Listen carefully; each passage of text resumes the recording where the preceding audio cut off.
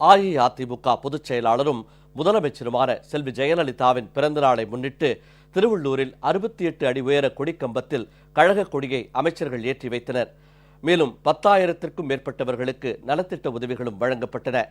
முதலமைச்சர் செல்வி ஜெயலலிதாவின் 68வது பிறந்தநாளை முன்னிட்டு திருவள்ளூர் மணவாள நகரில் அமைக்கப்பட்டுள்ள 68 அடி உயர கொடிக்கம்பத்தில் கழக கொடியினை அமைச்சர்கள் திரு ஆர் வைத்திலிங்கம், திரு பி ரமணா, திரு எஸ் அப்துல் ரஹீம் ஆகியோர் ஏற்றி வைத்து 500 பெண்களுக்கு சேலைகளையும் இனிப்புகளையும் வழங்கினார்கள். இந்நிகழ்ச்சியில் சட்டமன்ற உறுப்பினர்கள் உள்ளிட்ட கழக நிர்வாகிகள் கலந்து கொண்டனர்.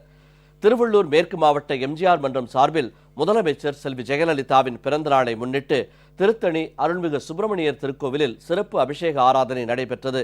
வரும் சட்டமன்ற தேர்தலில் அனைத்து தொகுதிகளிலும் அஇஅதிமுக அமோக வெற்றி பெற வேண்டி கழகத்தினர் தங்கத்தேர் இழுத்து 608 தேங்காய்களை உடைத்தனர்.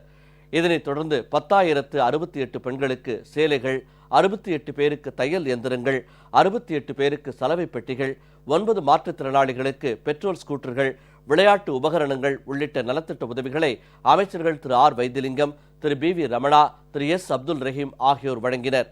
இந்நிகழ்ச்சியில் அனைத்துலக எம்ஜிஆர் மன்ற செயலாளர் திரு ஆ தமிழ்மகன் உசேன், நாடாளுமன்ற உறுப்பினர் திரு திருத்தணி கோ அரி, சட்டமன்ற உறுப்பினர்கள், கழக நிர்வாகிகள் மற்றும் பொதுமக்கள் திரளாக கலந்து கொண்டனர்.